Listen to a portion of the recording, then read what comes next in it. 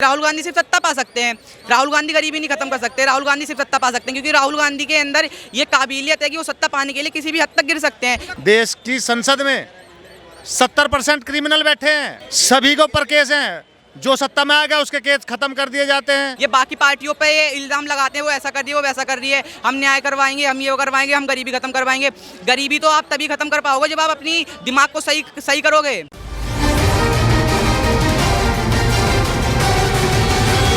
कांग्रेस किसी भी हद तक गिर सकती है, किसी भी हद तक गिर सकती है कांग्रेस, क्योंकि कांग्रेस एक ऐसी सरकार है, उसे सिर्फ सत्ता चाहिए। 70 साल राज करके वो अपने आप को तानाशाह राजा बनाना चाहती है, अपने आप को राजा मानती है। तो जब तक उसकी कुर्सी उसके पास नहीं होगी, जब तक तो वो ऐसे फड़फड़ाती रहेगी। अब वो फड़फड़ाने के लिए किसी के साथ कुछ भी कर सकती है, उसे सिर्फ सत्ता चाहिए। अब वो गरीबी खत्म करने का मुद्दा न्याय यात्रा कर रही है, भारत जोड़ो यात्रा कर रही है, उसे सिर्फ सत्ता के लिए तो कर रही है ना। आज देश में डेवलपमेंट हो रही, इसे नहीं देख रही ना, सिर्फ सत्ता चाहिए उसे।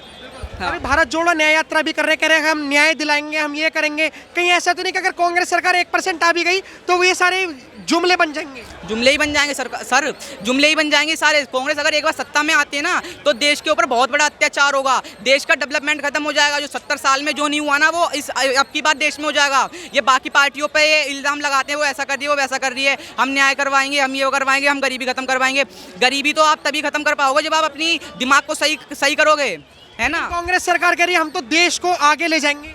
देश को अगर कांग्रेस सरकार आगे ले जाने की बात कर रही है तो अगर आज जो देश आगे जा रहा है उसे क्यों चिढ़ हो रही है इतनी, इसे इतनी क्यों चिढ़ हो रही है इतनी। हाँ, लेकिन अभी आपने देखा होगा एक हमारे देश में कानून है, दल बदल कानून।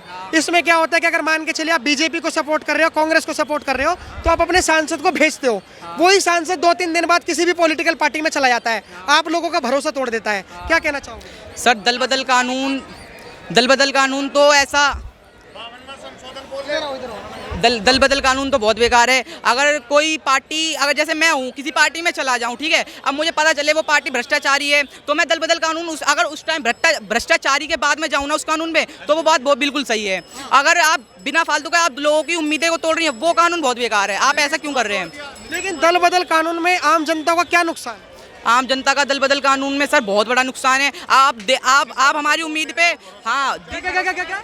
जिस भरोसे आदमी वोट देता है, जैसे नीतीश कुमार कूद गया बीजेपी में, बिहार में, ऐसे जिस भरोसे आपको वो भरोसा था उस पर कि जनता को भाई जो है उन्हें अलग पार्टी के भरोसे वोट दिया और वो बीजेपी में जाके मिल गया, वो अब अच्छा हो गया। तो इसलिए जनता को विश्वासघात होता है ना इससे। अच्छा, एजुकेशन घात होता है तो फिर क्या फायदा है एमपी का, एमपी चुनने का। बिल्कुल। आपको लगता है कि दल बदल कानून खत्म होना चाहिए? खत्म होना चाहिए बिल्कुल, और ये आरक्षण भी खत्म होना चाहिए। इन्होंने अपने लिए बना रखा है कि हम शेड्यूल कास्ट से आते हैं, एससी से आते हैं, तो हमें भी इतने % आरक्षण रहेगा तो हम संसद में बने रहेंगे, वरना नहीं। अरे जो योग्य होगा अपने आप आ जाएगा भाई, चाहे नौकरी का हो चाहे उसमें हो, आरक्षण अपने आप सबको बराबर समझो। आपने नौकरी की बात कही, तमाम ऐसे नेता होते हैं, तमाम ऐसे नेता होते हैं जो नौकरी के वादे करते हैं। अरे हमारे देश की संसद में 70% क्रिमिनल बैठे हैं, सभी को ऊपर केस हैं। जो सत्ता में आ गया उसके केस खत्म कर दिए जाते हैं। और ये हर सरकार करती है और करती है भाई, कोई दूध का दूल्हा नहीं है। लेकिन अभी जिस तरीके से महंगाई भी है, पहले भी थी, अभी भी है, गरीबी भी है। विदेशों में पता है, हमारे देश में जिस तरह पैसा लेके भाग जाते हैं, कहीं भी विदेशी भाग जाते हैं, इंडिया में आते हैं विदेश, वहाँ का पैसा लेके यहाँ इंडिया में यही हो रहा है। यहाँ तो चूतिया बनाया जा रहा है देश की जनता का। अच्छा, अगर कोई नया नेता आए, कोई भी नया नेता आए, तो आप उससे क्या उम्मीद रखते हो कि वो क्या क्या काम करे? भैया देख, नेता चाहे कोई भी आए, नया आदमी हमेशा ये सोचता है एक तो महंगाई काबू में रहे, व्यवस्थाएं बढ़े, अच्छी शिक्षा मिले, आम आदमी की सुरक्षा हो, यही होता है और क्या।